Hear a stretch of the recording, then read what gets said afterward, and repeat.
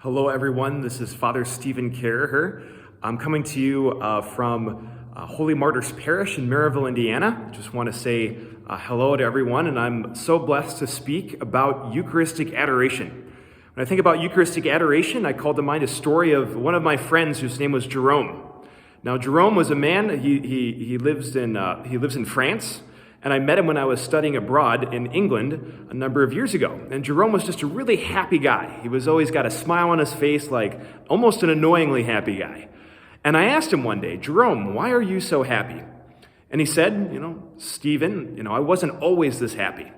Back in the day when I was a young person, I was very upset and angry and sad, Jerome had apparently been struggling very hard with the question of the existence of God. He was really wondering if there was any proof for it.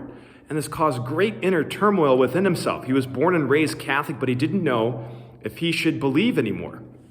So what Jerome did is he continued to pray and he continued to struggle. But then he went to a night of Eucharistic Adoration.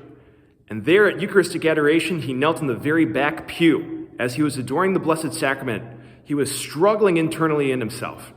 He was praying out to God. God, if you exist, let me know. And he was just struggling until he felt a deep interior peace, and he heard something that was almost like a voice call out to him. It said, "I love you."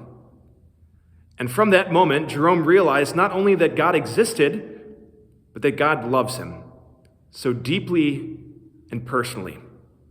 And now Jerome is a very happy priest in France, joyful because of the experience that he had at Eucharistic Adoration. I'm always touched by St. John Henry Newman when he was a bishop, when he was a cardinal, in fact, took as his motto, cor ad cor loquitur, which is a phrase that St. Francis de Sales used in the 1600s, which means in Latin, heart speaks to heart. When we come to Eucharistic Adoration, that's what happens. We have exposed for us the Blessed Sacrament, the body, blood, soul, and divinity of Jesus Christ, the very heart of our God, laid out on the altar. And here in Eucharistic Adoration, we have a chance for our hearts, our deepest self, to communicate personally with the God who loves us, the God who knows us, the God who wants our good. I'm also touched by a quote by St. Carlo, or soon to be St. Carlo Acutis, now Blessed Carlo Acutis.